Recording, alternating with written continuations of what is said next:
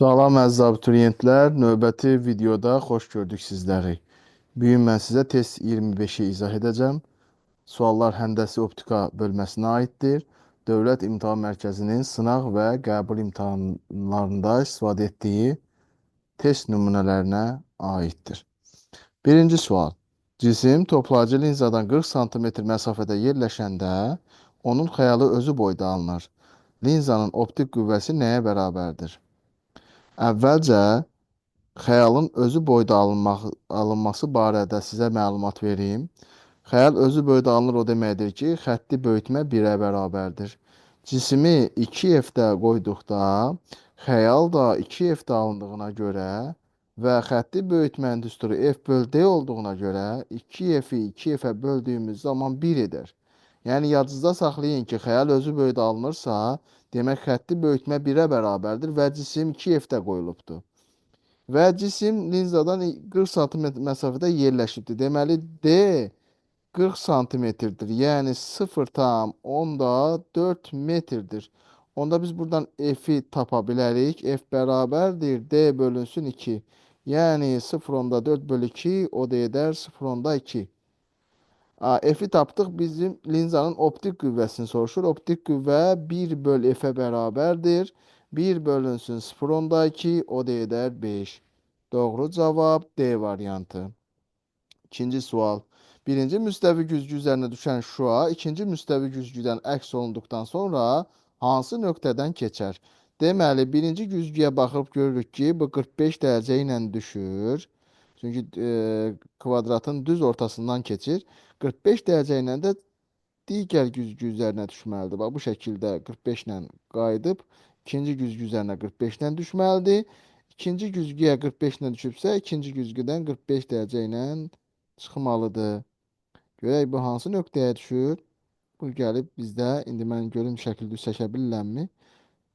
Gələcək, baxın, düz L nöqtəsinə düşəcək. Doğru cavab B variantı. Şəkil bu formada olacaq. Növbəti sual. Fokus məsafəsi 40 sm olan toplayıcı linza da cismin 4 dəfə kiçildilmiş həqiqi xəyal alınır. Cisimlə onun xəyal arasındakı məsafə nə qədərdir soruşulur. Cisimlə xəyal arasındakı məsafə soruşulur. Fokus məsafəsi F 40 santimetrdir, yəni 0,4 metrdir. Xətti böyütmə G F böl D, o da 4də 1-ə bərabərdir. Çünki kiçildilmiş xəyaldır. Böyüdülmüş desəydi, 4-ün özünə bərabər olardı. İndi buradan alırıq ki, D, yəni cisim məsafəsi 4 dənə kiçik F-ə bərabərdir. Toplayıcı linza düsturunu yazırıq. 1 bölü F bərabərdir. 1 böl D üstəgəl 1 bölü F. Burada ortaq məxrəcə gətiririk. DF-də F plus D. Və salam 1 böl F 1 böl 0,4 bərabərdir. 1 böl 0,4 1 böl 0,4 bərabərdir. F bizdə F-in yerinə F qalsın. D-nin yerinə 4F yazırıq. 4F bölünsün. F vurulsun. 4F. Bax belə. Bu da eləyir 5F-də 4F kvadratı. Bu da edir 5 bölünsün 4F. Buradan alır ki 4F bərabərdir 0,4 vur 5. Buradan alır ki F bərabərdir 0,5.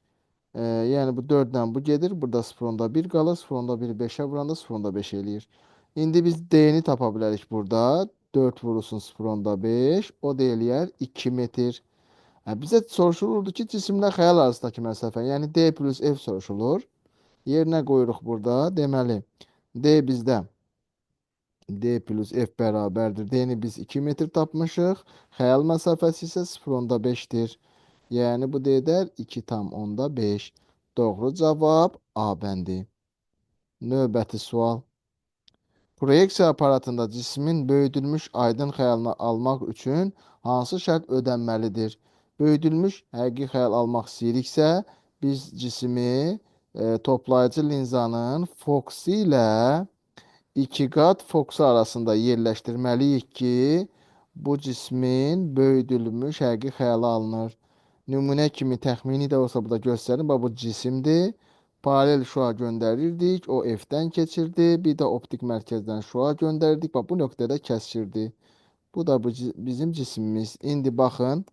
Bu cisim bu boydadır. Bu isə onun xəyalı. Deməli böyüdülmüş həqiqi xəyal alınır. Bu harda qoyduq? F ilə 2F arasında. Yəni burada doğru cavab D variantı olacaq. Növbəti sual. Cisim toplayıcı linzadan 4F məsafədə yerləşmişdir. Linzanın xətti böyütməsini hesablayın. Xətti böyütmənin düsturu F bölünsün D-dir. Biz balaca F-i də böyük F ilə ifadə etməliyik. Onun üçün toplayıcı linza düsturunu bilib orada ifadə etməyi bacarmalıyıq. Yazaq 1 bölü F bərabərdir. 1 böl D üstə gəlinsin 1 böl balaca F. 1 böl balaca f'i buradan tapanda 1 böl f çıxılsın 1 böl d alınır. 1 böl balaca f bərabərdir. Orta məxrəc f d-də d minus f olur. Tərsinə tapanda olur f d-də d minus f. Bunu mən düstur kimi yazıb əzbərləyənlər də var. Mən həmişə çıxarışla tapıram. Və salam indi yerinə qoyuruq. İfadə eləyək. F bərabərdir. F vur 4f bölünsün 3f. Çünkü D'nin yerine 4F, 4F'den F çıxanda 3F qalır. Bu da edər 3'də 4F. Və salam gətirib yerinə yazırıq. 3'də 4F bölünsün 4F. 4F'lər burada ixtisar gedir. 3 məxrəcə düşür. Olur 3'də 1. Doğru cavab A variantı.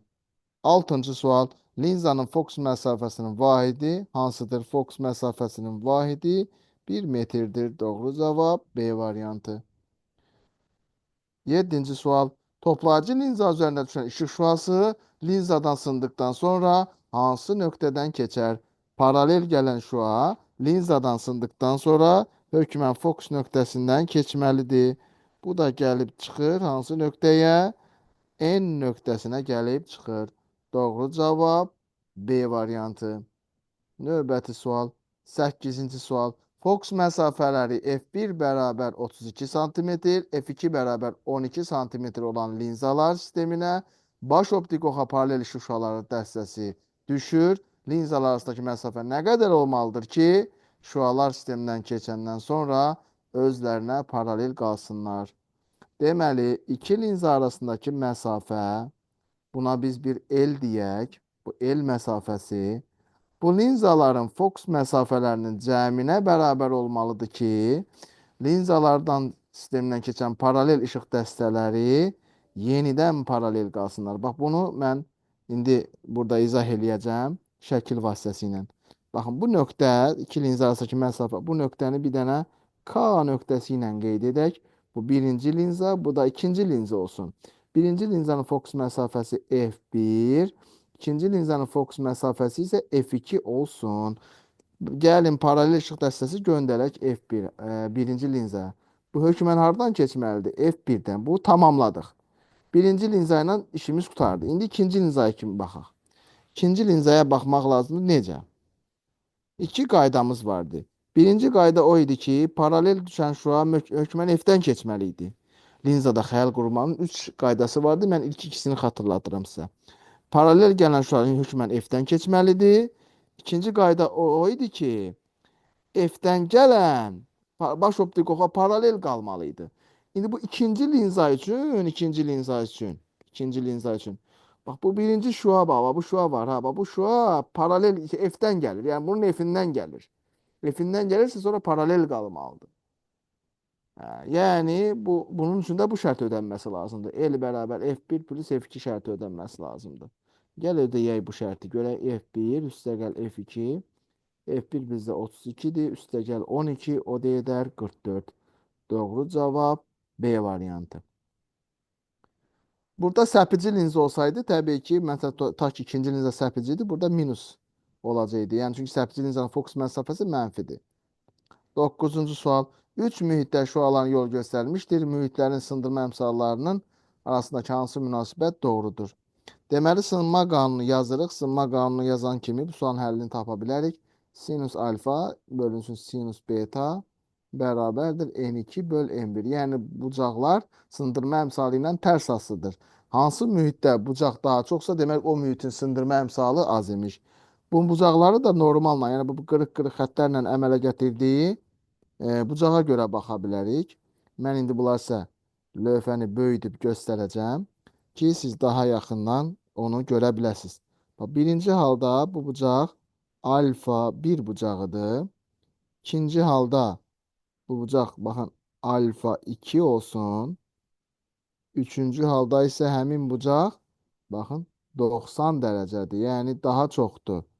Bucaqla da sındırma əmsalı tərs aslı olduğuna görə, ona görə ən böyük sındırma əmsalı birinci mühitdə olacaq.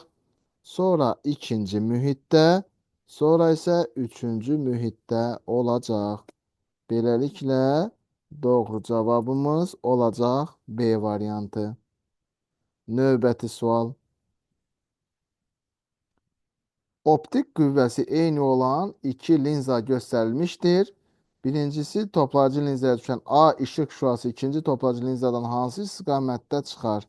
Yenə bayaqki dediyimiz qaydaları tətbiq edirik. Paralel gəlib bu F-dən keçəcək. F-dən ikinci linzaya F-dən gələn şüa ikinci linzanın baş optik oxuna paralel qalacaq. Bax bu şəkildə deməli 2 nöqtəsindən çıxar. Doğru cavab B variantı. Növbəti sual. A, A və B cisimlərinin linzada alınan xəyalları üçün uyğun ifadələri Euler-Venn diaqramında müəyyən edin. F linzanın fokus nöqtəsidir. Deməli, A cismi linza ilə onun fokus nöqtəsi arasındadır. Onun xəyalı mövhumi olacaq. Çünki linzada, toplayıcı linzada yeganə mövhumi xəyal alınan D kiçikdir F şərti olanda olur. Deməli, bu D kiçikdir F şərtini ödəyir. Bunun xəyali mövhumi böyüdülmüş alır. Gəlin bunu isbat edək. Bura F yazıram. Burada olacaq 2F. Linzadan, bax, cisimdən linzasına paralel şüa göndəririk. O hökmən F-dən keçməlidir. Bunun uzantısını da qeyd edirik. Bir də optik mərkəzdən şüa göndəririk. O istiqamətini dəyişmədən düz keçir. Bunu da uzadırıq bu nöqtədə. Baxın. A nöqtəsinin xəyalı, A cisminin xəyalı burada alındı. A iştirik. Bu görür ki, xəyal böyüdülmüşdür. Düzünədir və mövhumidir. Müəllim, mövhumi nədir deyə bir sual soruşsanız, mövhumi xəyal odur ki, şüaların özləri yox, qırıntılarında kəsişməsində xəyal alınırsa, onda bu xəyal mövhumi olur. Toplayıcı linzada da bir dənə xəyalın bir halda mövhumi olur. D kiçikdir F şərtində. O da ki, bizim bu A cisminə uyğundur. Deməli, bu uzantıları da burada görürsünüz ki, bax, bu uzantılar da gedib burada kəsişiblər. Xəyal mövhumidir. Bu A cisminə gedəcək. Xəyal düzünədir. Bu da yenə A cisminə gedəcək. Xəyal düzünə. Xəyal linzanın cisim olan tərəfindən alınıb. Bəli, cisim A buradaydı. A iştirik də buradadır. Yəni cisim olan tərəfində alındı. 6 da gedəcək A cismi tərəfə. Böyüdülmüş xəyal. İndi ona baxacağıq. Bu ortaya da gedə bilər. Hal-hazırda 3, 4, 6 olan cavab burada A bəndindədir. Cavabımız çıxıb. Amma biz yenə də baxaq digər versiyalara. Görək B cisminin xəyalı necə alınır. İndi B cisminin xəyalını almaq üçün toplayıcı linzada xəyalın qurulma qaydaları var idi. 3 şərt lazım idi. O 3 şərtdən ikisini bilsək bəs edir. Birincisi o idi ki, linza üzərinə paralel işıq dəstələri paralel işıq şüası göndərməliyik. Baxın, göndərdik bu linza üzərinə və bu hökmən F-dən, F nöqtəsindən keçməlidir. Sonra optik mərkəzdən işıq dəstələri göndərməliyik. Bax, görürük ki, burada bir xəyal alınır. Bax, bu nöqtə artıq bu B iştirikdir. Görürük ki, xəyal böyüdülüb. Bayaq da burada yazıdasa xəyal böyüdülmüş alınırdı. Yəni, böyüdülmüş xəyal ortaya gedəcək. İndi bəs B cisminə nə gedər? Şüaların qırıntıları yox, özlərinin kəsdiyi yerdə xəyal alındığına görə xəyal həqiqidir. 2 gedəcək B cisminə tərəf. Xəyal düzünədir. Xeyl düzünə xəyal bayaq alınmışdı. Xəyal çevrilmiş alınır. Yəni burada B yuxarıdır, ağzı yuxarı. Burada isə B-nin ağzı aşağıdır. Xəyal çevrilmiş alınır, bu tərəfə gedəcək. Beləliklə doğru cavab olacaq A variantı. 12-ci sual. Hansı halda şuanın yolu düzgün göstərilmişdir? Səpəci linza üzərinə düşən şualar, paralel şualar səpəci linzadan keçdikdən sonra özləri yox, onun qırıntıları, yəni uzantıları gəlib F-dən keçməlidir. Burada doğru cavab olacaq A variantı. Paraleldə, üzr istəyirəm, toplayıcı linzada şuaların özləri F-dən keçir. Paralel gələn şuaların özləri sındıqdan sonra F-dən keçir. Amma səpicidə isə uzantıları F-dən keçir. Növbəti sual. Mütləq sındırma əmsalı 1,5 olan mühitdən mütləq sındırma əmsalı 1,3 və 1,6 olan mühitlərə monokromatik işıq şüaları keçir. Eyler-Venn diaqramında uyğun bəndləri qeyd edin. Aha. Deməli, işıq elə bir ki, birinci halda optik sıxlığı az olanda, çox olandan az olana keçir. Yəni 1,5-dən 1,3-ə keçir. Bunu mən şəkil olaraq göstərim. Bu normaldır. Bu birinci mühit 1,5-dir. Bu da keçdiyi mühit 1,3. İşıq şüası optik sıxlığı çox olandan az olana keçərsə, e, sınaraq normaldan uzaqlaşar. Sınaraq normaldan uzaqlaşır. Bax, burada gördüyünüz kimi. Bura beta bucağı, bu da alfa bucağı. Yəni beta bucağı alfa bucağından böyük olar. Yəni sınma bucağı düşmə bucağından böyük olar. Bu birinci haldır. Birinci hal. İndi üçüncü hala baxaq. Yəni Venn diaqramın sağ tərəfindəki, yəni 1,5-dən 1,6 olan keçidə baxaq. Yenə də iki mühitə ayıran sərhəd. Bu səthin normalı.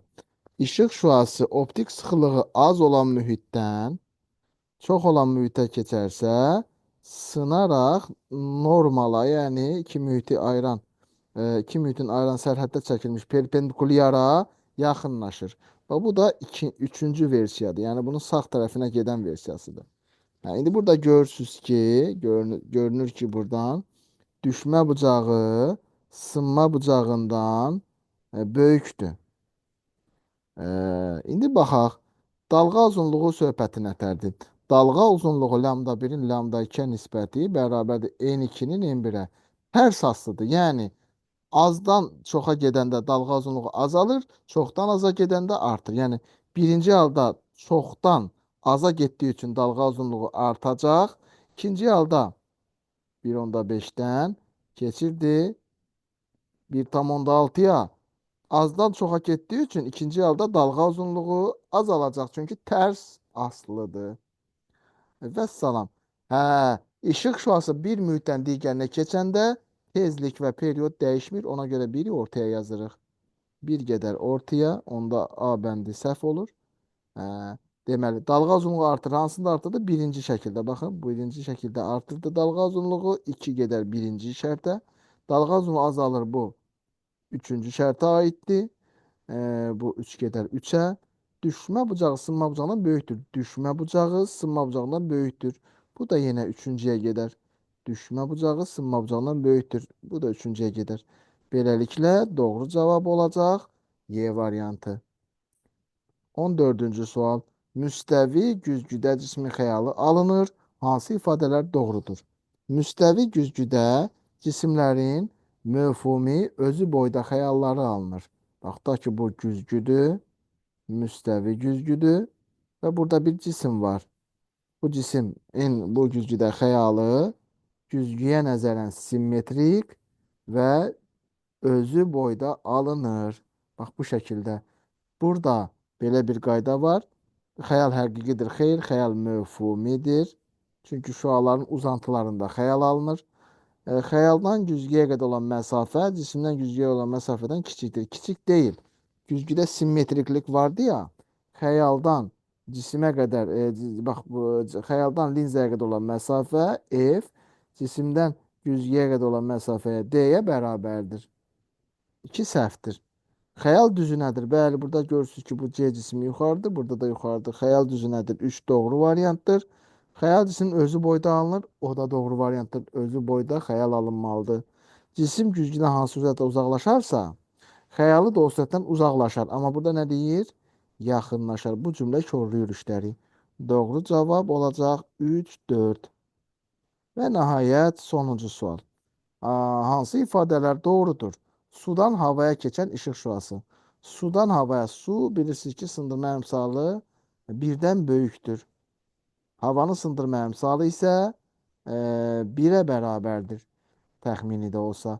Ona görə işıq havadan sudan havaya keçərsə, optik sıxılığı çoxdan aza keçir. Yəni optik sıxlıq çoxdan aza keçir, yəni n azalır. Yəni havada işıq s sürəti ilə yayılır 3,8 metr və bu ən böyük sürətdir. Onda sürəti artacaq. Çünki v bərabərdir s bölünsün, yəni n azaldığı üçün v artır. İndi təbii ki müəyyən bir bucaq altında düşdüyünə görə yayılma istiqamətini dəyişəcək. Bu formada olacaq. Yayılma istiqamətini dəyişəcək. Cavab 2 olacaq. Sürəti dəyişmir, səhvdir. Sürət azalır, səhvdir. Nə zaman yayılma istiqamətini dəyişməzdi? Qoy onu da deyim sizə. Əgər işıq şüası perpendikulyar istiqamətdə beləncik olsaydı, bu şəkildə göstərdiyim ki, onda yayılma istiqamətini dəyişmədən düz keçərdi. Ona görə bir səhvdir. Bu testin doğru cavabı olacaq 2 və 3. Beləliklə, əziz abituriyentlər, Həndəsi Optikadan DİM-in Dövlət İmtahan Mərkəzinin sınaq və qəbul imtahanlarında istifadə etdiyi test tapşırıqlarını izah etdim. Sizə faydalı olan bir şey varsa, bu videoda nəsə öyrəndinizsə, kanalı dostlarınızla paylaşmağı unutmayın. Sağ olun. Gələn dərslərdə görüşmək ümidi ilə.